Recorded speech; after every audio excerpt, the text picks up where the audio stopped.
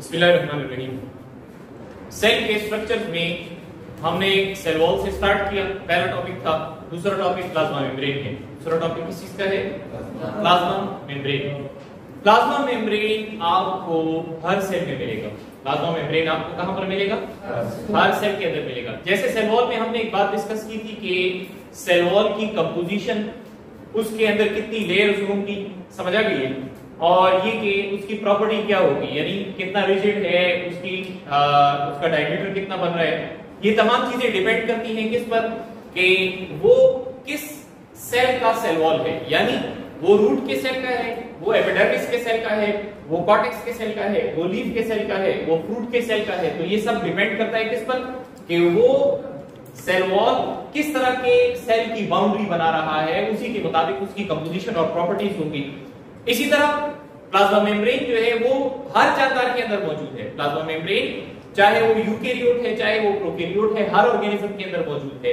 और खास तौर पे एक स्ट्रक्चर जिसको हम फॉस्फोलिपिड बाइलेयर कहते हैं, जैसे यहाँ पर ये बनी हुई है, तो फॉस्फोलिपिड बाइलेयर आपको कहां पर मिलती है? फॉस्फोलिपिड बाइलेयर तो आपको हर सेल के अंदर मिलेगी, चाहे वो बैक्टीरिया का हो चाहे वो यूकेरियोट होगा, समझ आ गई? या वो आर्किया का सेल मेम्ब्रेन है, आपको उसके अंदर ये स्ट्रक्चर लाजमी मिलेगा। हाँ, प्लाज्मा मेम्ब्रेन की क्वालिटीज हर सेल में, एनिमल सेल में, प्लांट सेल के अंदर, प्रोटोजोन्स के अंदर, प्रोटोमाइकोटा के अंदर, समझ आ गई? इसी तरीके से फिर एनिमल्स में, simple animals, complex animals, algae के अंदर, इन तमाम ऑर्गेनिज्म में, हर ऑर्गेनिज्म में प्लाज्मा मेम्ब्रेन की प्रॉपर्टीज एक दूसरे से मुख्तलिफ होंगी। किसमें? मेम्ब्रेन प्रोटीन्स में, ग्लाइकोलिपिड ग्लाइकोप्रोटीन्स जो है उसके अंदर। फिर ये कि प्लाज्मा मेम्ब्रेन के नीचे जो सपोर्ट के लिए इंटरमीडिएट फिलामेंट्स होते हैं उसके अंदर, तो उसमें आपको फर्क नजर आएगा। इसी तरह सेल वॉल में हमने ये पढ़ा था कि हम जनरलाइज्ड मॉडल पढ़ते हैं। क्या पढ़ते हैं? Generalised model. तो ये भी प्लाज्मा मेम्ब्रेन का क्या है? एक जनरलाइज्ड मॉडल है। यानी हम बहुत सारे प्लाज्मा मेम्ब्रेन की प्रॉपर्टीज इकट्ठी कर लेते हैं और उनको इकट्ठी करने के बाद हम क्या करेंगे? उनको इकट्ठा करने के बाद हम एक मॉडल आपके सामने रखेंगे। तो पहली चीज ये कि प्लाज्मा मेम्ब्रेन को आप डिफाइन कैसे करते हैं कि ये क्या चीज है। सही?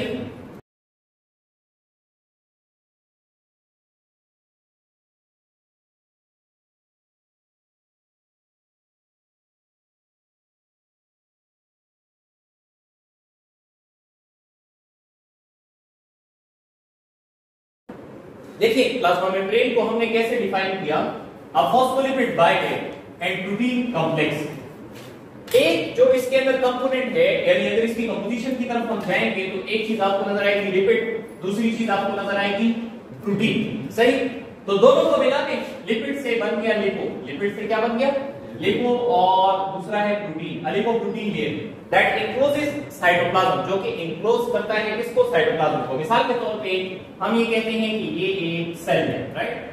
अब इस सेल के सेंटर में न्यूक्लियस है, एंडोप्लाज्मिक रेटिकुलम है, इसके साथ गोल्जी बॉडीज हैं, इसके साथ माइटोकॉन्ड्रिया है, राइबोसोम, लाइसोसोम, पेरोक्सिसोम वगैरह मौजूद हैं। और इसमें ये सारा क्या है? ये एक्वस ग्राउंड सब्सटेंस, ये है इसका साइटोप्लाज्म। ये एक्वस ग्राउंड सब्सटेंस इसका क्या है? साइटोप्लाज्म है। अब इस सारे को एनक्लोज किया हुआ है, बंद किया हुआ है। किसने इस सारे को बंद किया हुआ है? जिस मेम्ब्रेन ने।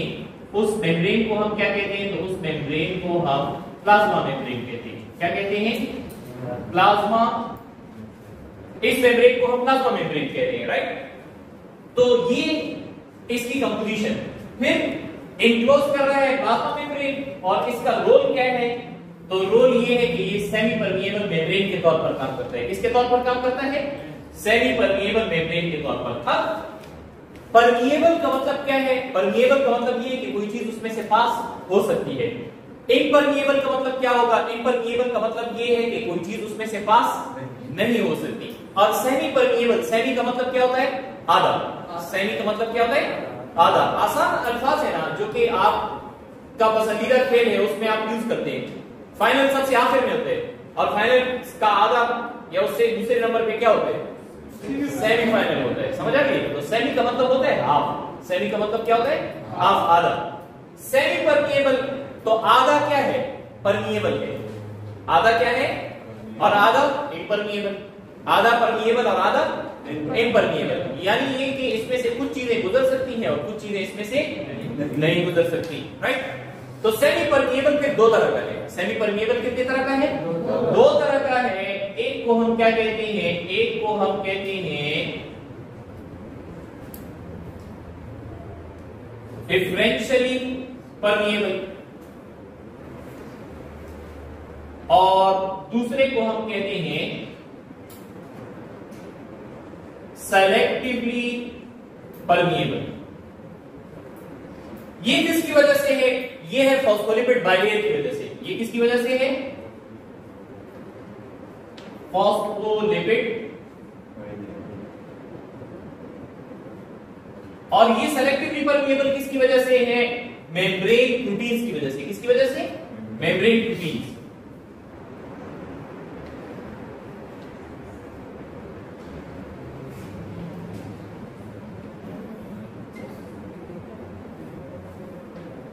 अब इसकी कंपोजिशन की तरफ आते हैं कि प्लाज्मा मेम्ब्रेन किन किन चीजों से बना हुआ है।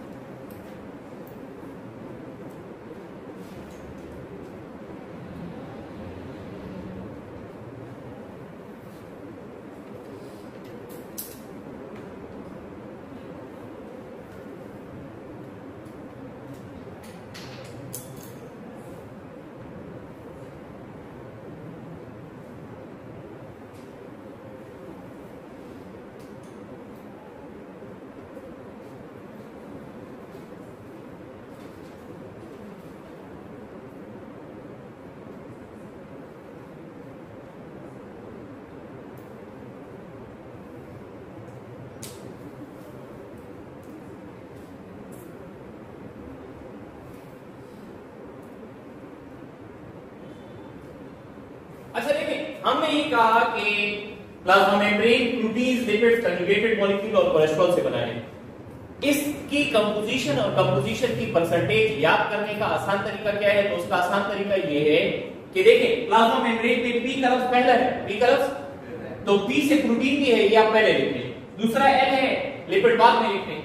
जो पहला है उसकी परसेंटेज ज्यादा है, जो दूसरा है उसकी परसेंटेज कम है। प्रोटीन्स की परसेंटेज है 60 to 80% और लिपिड्स की परसेंटेज जो है वो है 20 to 40%। बाकी इसमें कंजुगेटेड मॉलिक्यूल्स और कोलेस्ट्रॉल मौजूद है। कंजुगेटेड मॉलिक्यूल्स कौन से हैं? ग्लाइकोलिपिड और ग्लाइकोप्रोटीन्स हैं, वो बाद में हम स्टडी करते हैं इंशाल्लाह। सही।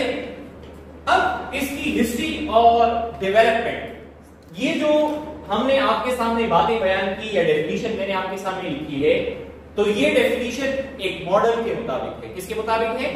एक मॉडल के मुताबिक है और उस मॉडल का नाम है फ्लूइड मोज़ेक मॉडल।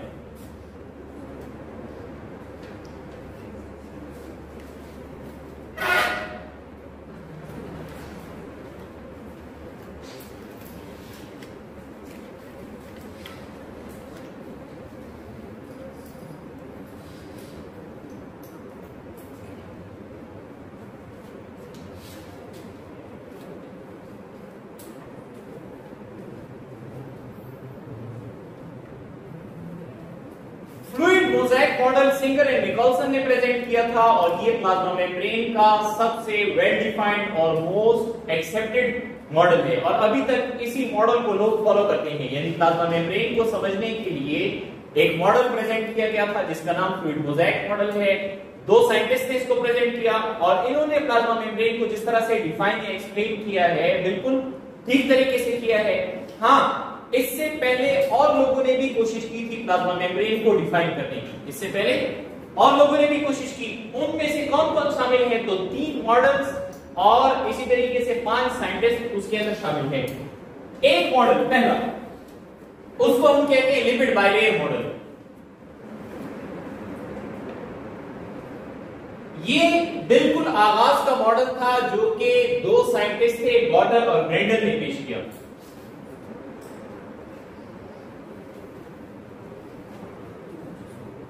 गॉडर और ब्रेंडल ने आगाज में ये मॉडल पेश किया 1930s में और ये मॉडल सिर्फ ये बताता था कि प्लाज्मा मेम्ब्रेन एक फॉस्फोलिपिड बाइलेयर से बना हुआ है। दूसरा मॉडल प्रेजेंट किया डैवसन एंड डेनियल ने। इसको सैंडविच मॉडल भी कहते हैं। और इसको सैंडविच मॉडल कहने के पीछे जो वजह है, तो इन्होंने ये बताया कि बाहर प्रोटीन की लेयर है। बाहर किसकी लेयर है? प्रोटीन की लेयर है। और दरमियान में क्या चीज बंद है? दरमियान में फॉस्फोलिपिड बाइलेयर है। तो प्रोटीन ने क्या किया हुआ है? प्रोटीन ने सैंडविच किया हुआ है। ऊपर से प्रोटीन, नीचे से प्रोटीन, दरमियान में सैंडविच किया हुआ है। किसको? फॉस्फोलिपिड बाइलेयर को सैंडविच किया हुआ है। ये दूसरा मॉडल था। Third model was presented by Robertson. किसने प्रेजेंट किया? रॉबर्टसन ने प्रेजेंट किया। और ये बिल्कुल फ्लूइड मोज़ेक मॉडल से पहले था। लास्ट जो मॉडल प्रेजेंट हुआ इससे, ये इसको कहते हैं यूनिट मेम्ब्रेन मॉडल। इसको क्या कहते हैं? Unit membrane model. Unit membrane model जो है, ये क्या बताता है? Unit membrane model fluid mosaic model के बहुत ज्यादा करीब है। और ये मॉडल असल में ये बताता है कि बाहर की जानिब क्या है? बाहर की जानिब ग्लाइकोप्रोटीन की लेयर है। बाहर की जानिब किसकी लेयर है? ग्लाइकोप्रोटीन जो है उसकी लेयर है। और अंदर की जानिब क्या है? अंदर की जानिब इसमें प्रोटीन की लेयर है। किसकी लेयर है? प्रोटीन की। अब सवाल ये है कि ये तीनों मॉडल हम क्यों नहीं लेते, या तीनों मॉडल्स को हम क्यों स्टडी नहीं करते?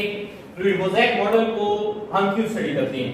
तो दोनों का जवाब जो है 3 पॉइंट्स में है। और वो 3 पॉइंट्स क्या है? वो 3 पॉइंट्स ये हैं कि हम इसको समझते हैं कि तीनों मॉडल फेल किस वजह से हुए, और तीनों मॉडल जिन पॉइंट्स की वजह से फेल हुए उन तीनों को वाज़ेह तौर पर बयान कर दिया। किसने? उन तीनों को वाज़ेह तौर पर बयान कर दिया सिंगर एंड निकोलसन ने अपने फ्लूइड मोज़ेक मॉडल के अंदर।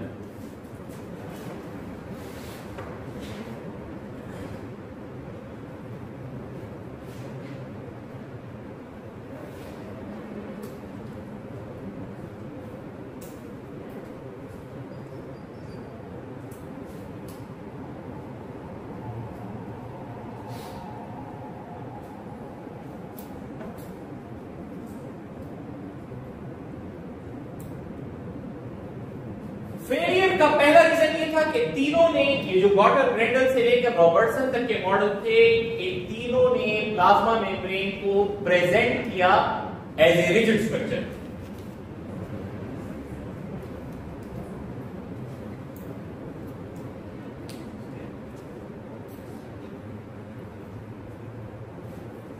जबकि फ्लूइड मोज़ेक मॉडल क्या कहता है? तो उसका तो पहला वर्ड ही फ्लूइड है। पहला वर्ड ही क्या है? फ्लूइड है। समझ आ रही है? उसका पहला वर्ड क्या है? फ्लूइड है। और फ्लूइड का मतलब ये कि ये रिजिड स्ट्रक्चर नहीं है, बल्कि फ्लूइड फ्लोटिंग स्ट्रक्चर है। दूसरा फेलियर का रीजन क्या था? कि उन्होंने प्लाज्मा मेम्ब्रेन में क्या किया? प्लाज्मा मेम्ब्रेन के जरिए तमाम तरह की चीजों की जो ट्रांसपोर्ट हो सकती है, यानी सेमी परमिएबल मेम्ब्रेन के तौर पे इसमें से जो चीजें पास होती है उन सबको प्रॉपरली जस्टिफाई या एक्सप्लेन नहीं किया।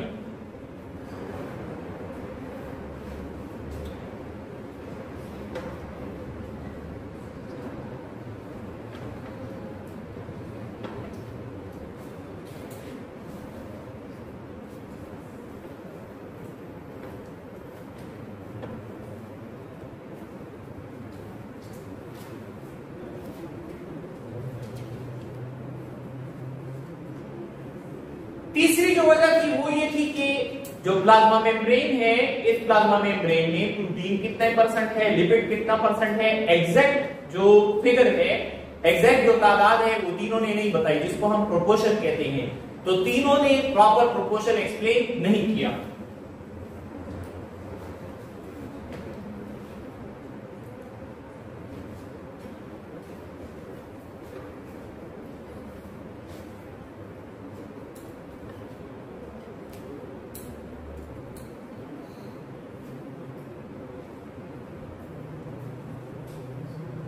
अब आते हैं इस चीज की तरफ कि जो फ्लूइड मोज़ेक मॉडल है, तो फ्लूइड मोज़ेक मॉडल इन तीनों को कैसे एक्सप्लेन करता है, फिर ये कि fluid mosaic model plasma membrane को कैसे प्रेजेंट करता है। तो उसके लिए हमने यहाँ पर डायग्राम बनाई है और इस डायग्राम के जरिए से हम समझेंगे कि जो प्लाज्मा मेम्ब्रेन है, तो प्लाज्मा मेम्ब्रेन के अंदर proteins, lipids, phospholipids, conjugated molecule कैसे कहां पर मौजूद हैं और क्या क्या फंक्शन है इसका। कंटिन्यूअस जो स्ट्रक्चर है प्लाज्मा मेम्ब्रेन का, वो उसका क्या है, वो उसका फॉस्फोलिपिड बाइलेयर है।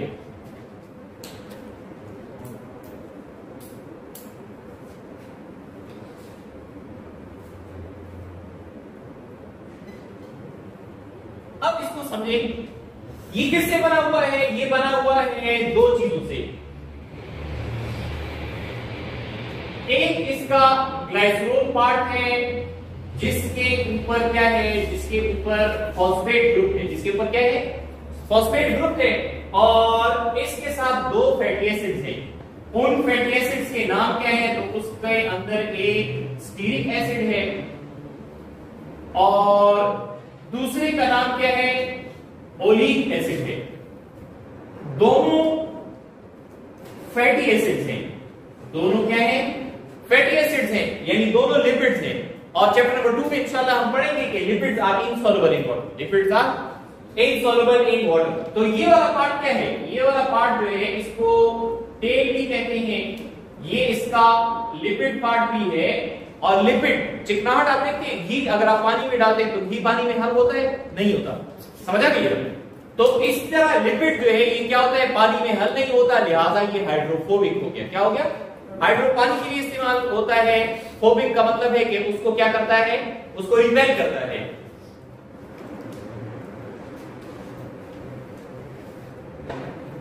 दूसरी चीज इसको हेड कहते हैं, और इसमें बुनियादी तौर पर मेन स्ट्रक्चर क्या है, ग्लाइसरोल है, उसके साथ क्या है, फॉस्फेट है। और ये हेड स्ट्रक्चर ग्लाइसरोल की वजह से, ग्लाइसरोल पानी में सॉल्युबल है, तो ग्लाइसरोल की वजह से क्या होता है, इस ग्लाइसरोल की वजह से ये हाइड्रोफिलिक है। क्या है, हाइड्रोफिलिक। अब इस पूरे स्ट्रक्चर का नाम क्या है, इस पूरे स्ट्रक्चर का नाम फॉस्फोलिपिड है। क्या है, फॉस्फोलिपिड। ये जो फॉस्फोलिपिड है, अगर इसको हम इस तरह कर लें कि ये एक इधर है,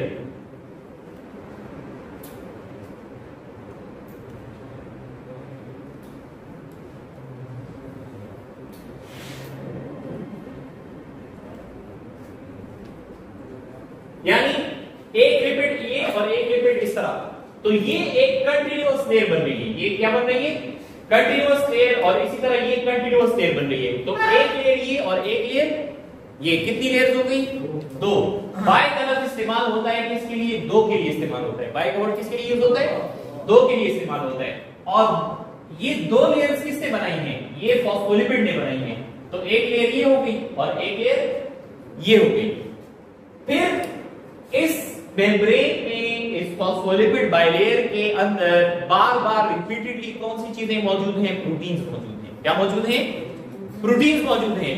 ये प्रोटीन कितने तरह के हैं, तो चार बड़ी बातें जो है आप ज़हन में रखें, या तीन मेन आप ज़हन के अंदर रखें। नंबर एक है एक्सट्रिंसिक प्रोटीन, जो कि बाहर की जानिब है।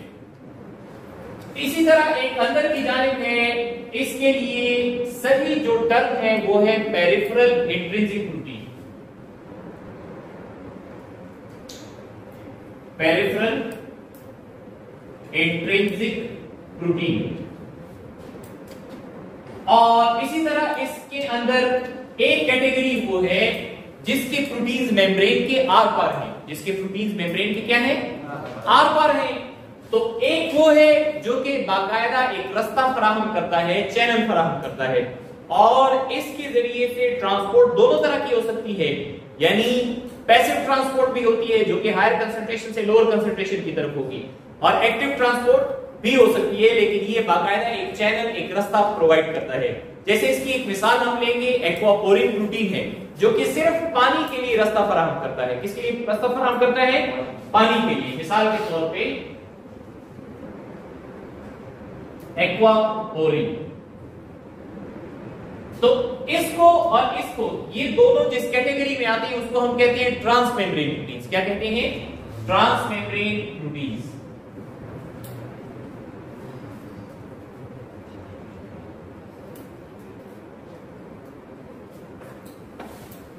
या ट्रांसमेम्ब्रेन प्रोटीन्स के लिए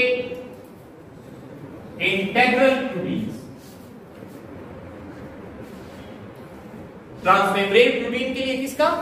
इंटेग्रल प्रोटीन का लफ्ज भी हम इस्तेमाल करते हैं। लेक्चर के पहले हिस्से में हमने डिस्कशन की किस पर? पहले हिस्से में हमने डिस्कशन की मेम्ब्रेन के प्रोटीन्स पर, राइट?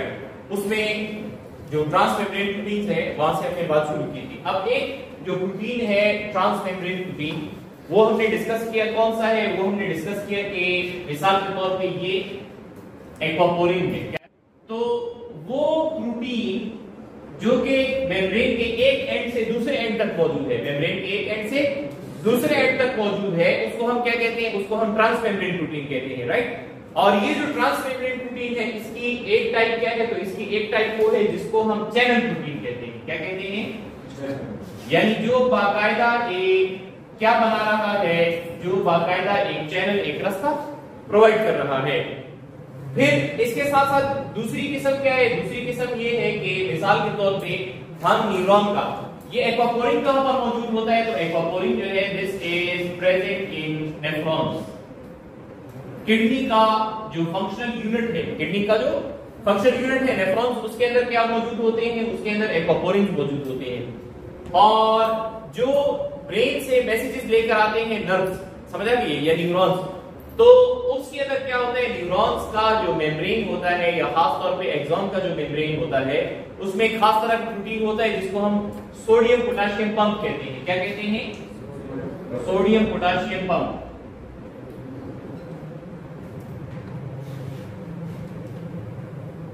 सोडियम पोटेशियम पंप, समझ आ रही? सोडियम पोटेशियम पंप का काम क्या होता है? तो सोडियम पोटेशियम पंप का काम ये होता है कि ये एटीपी यूज करता है। क्या यूज करता है? एटीपी यानी एनर्जी यूज करता है।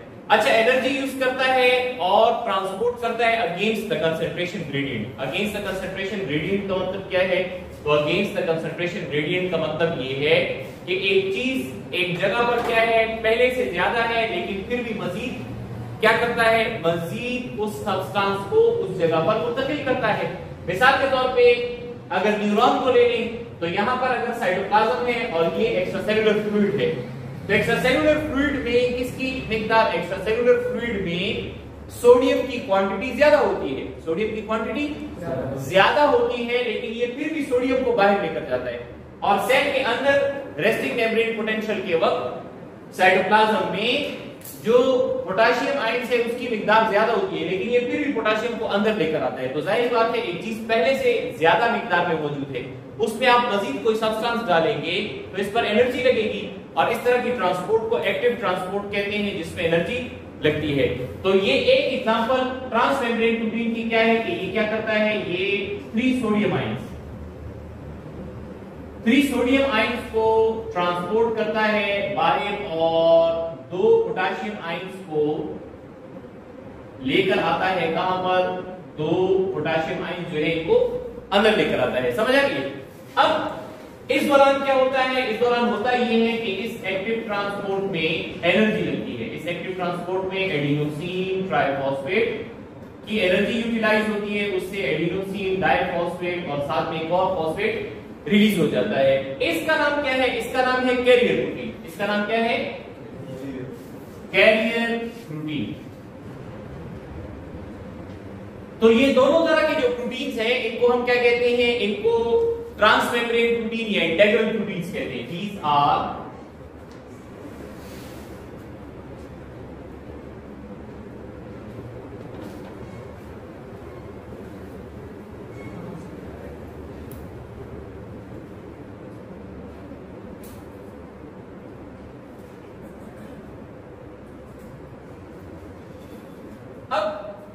इनको सामने रखते हुए जो मेम्ब्रेन प्रोटीन है वो कितने तरह के हमने पढ़ लिए? तो देखिए, एक हमने मेम्ब्रेन प्रोटीन पढ़ा था क्या, जो कि बाहर सरफेस के ऊपर मौजूद होता है, उसको हम क्या कहते हैं? एक्सट्रिंसिक प्रोटीन कहते हैं। उसको हमने क्या कहा?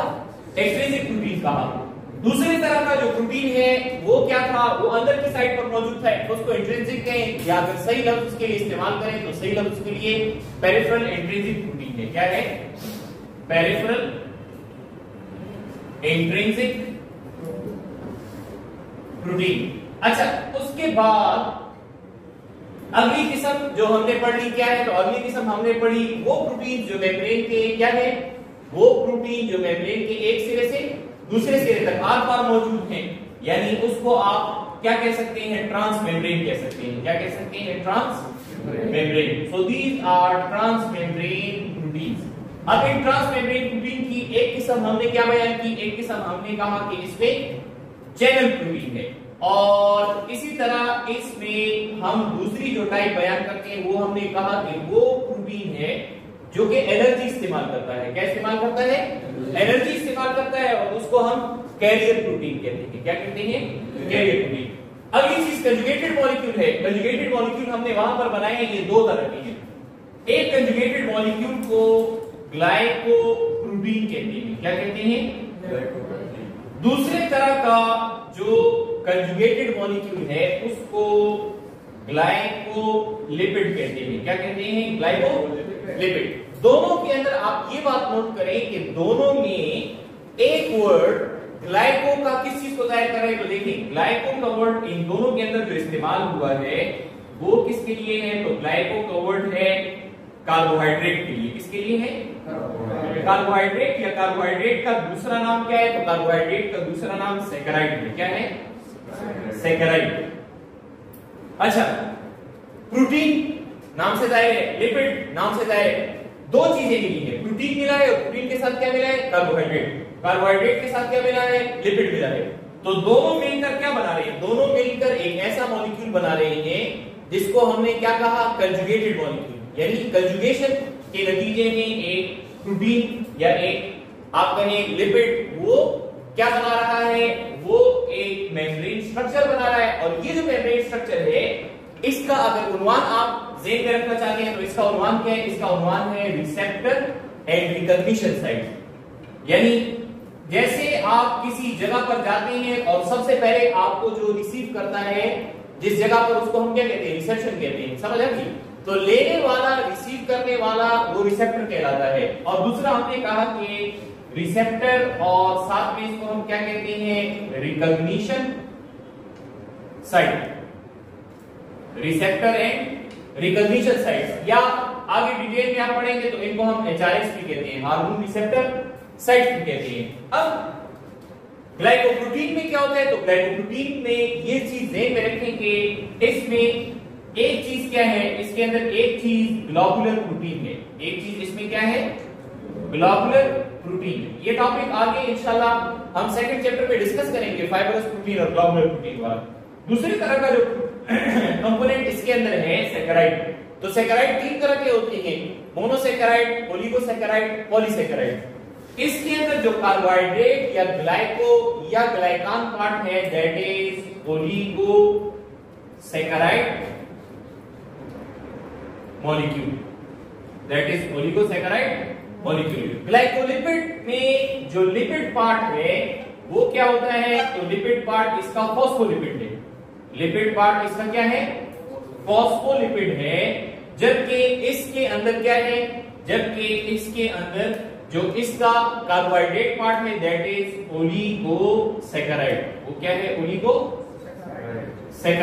समझ आ गई। तो कंजुगेटेड मॉलिक्यूल्स में हमने क्या पढ़ा, कंजुगेटेड मॉलिक्यूल में हमने ये पढ़ा कि कंजुगेशन से बने, यानी दो तरह की चीजों से मिलकर कार्बोहाइड्रेट और प्रोटीन से मिलकर ग्लाइकोप्रोटीन बना, कार्बोहाइड्रेट और लिपिड से मिलकर ग्लाइकोलिपिड बना। समझ आ गई। तो अब ग्लाइकोप्रोटीन किससे बना है, ग्लोबुलर प्रोटीन, और ग्लोबुलर प्रोटीन के साथ उसमें क्या है, एक ओलिगोसैकराइड मॉलिक्यूल है।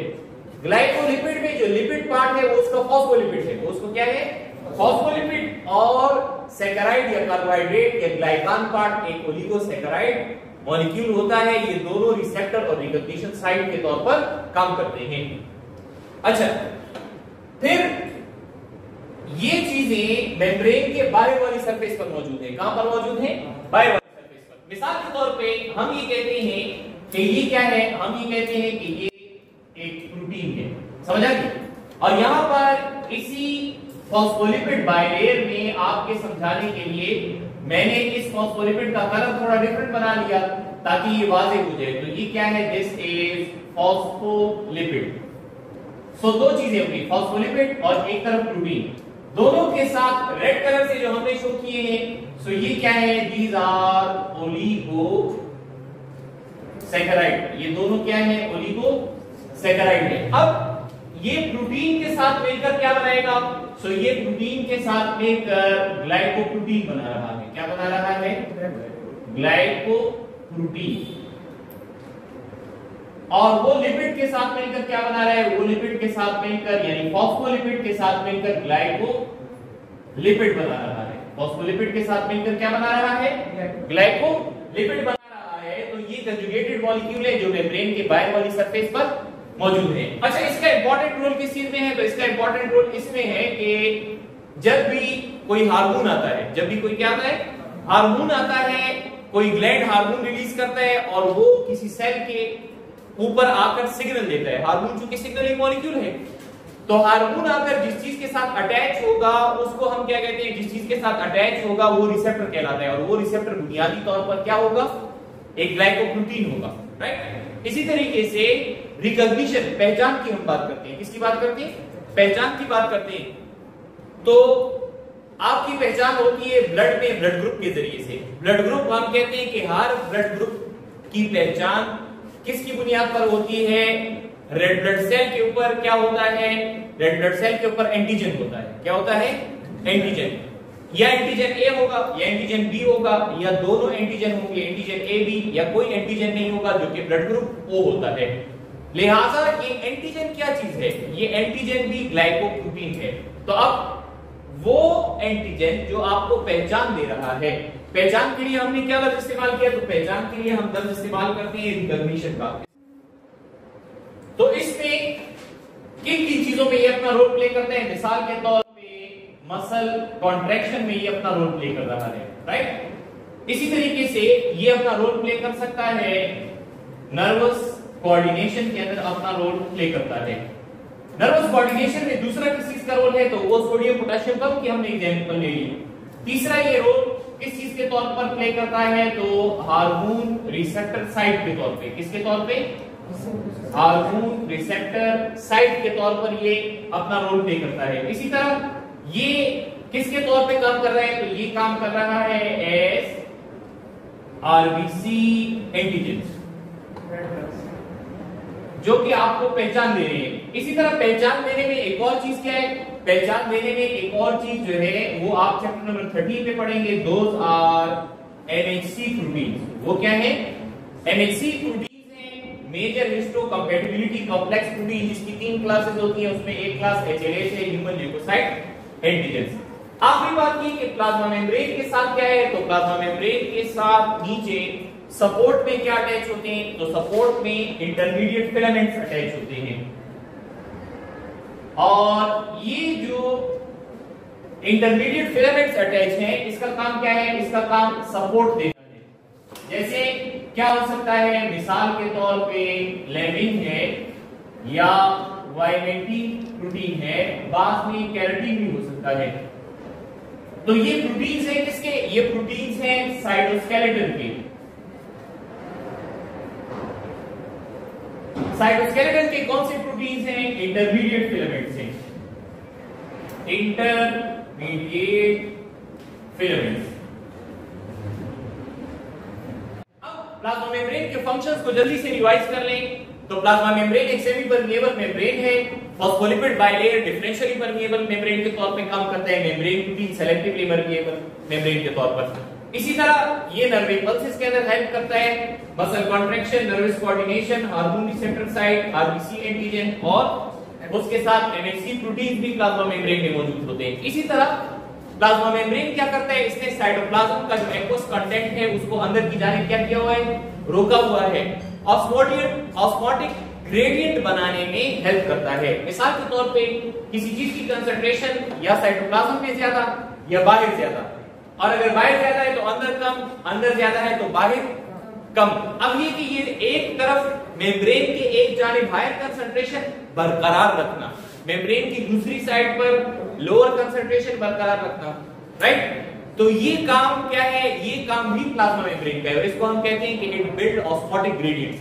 इस तरह के ऑस्मोटिक ग्रेडियंट बहुत सारे फंक्शंस में काम आते हैं, जैसे एटीपी सिंथेसिस, चैप्टर नंबर 4 के अंदर इंशाल्लाह हम पढ़ेंगे। इसी तरह इंटरमीडिएट फिलामेंट्स के साथ मिलकर ये क्या देता है, इंटरमीडिएट फिलामेंट्स के साथ मिलकर ये सपोर्ट देता है। प्लाज्मा मेम्ब्रेन प्रोटेक्शन पे भी काम करता है।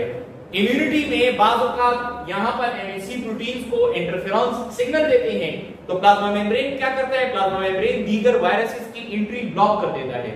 यानी एमएचसी प्रोटीन को एक तरह का और प्रोटीन जिसको इंटरफेरॉन कहते हैं, वो जब सिग्नल दे देता है तो उसके सिग्नल देने से क्या होता है कि सेल को वो अलर्ट कर देता है और सेल मजीद वायरस को, यानी जो वायरस बॉडी में एक दफा कुछ सेल्स की डेथ कॉज कर चुका है उसको अंदर की जाने अलाउ नहीं करेगा। तो ये सारे फंक्शन, इसके अलावा भी बहुत सारे फंक्शन हैं जो कि इस पूरे कोर्स के अंदर आप पढ़ेंगे। All these are roles of plasma membrane. और ये भी याद रखिए दोबारा से कि प्लाज्मा मेम्ब्रेन चाहे प्रोकैरियोट है या यूकैरियोट है, हर सेल में मौजूद होता है।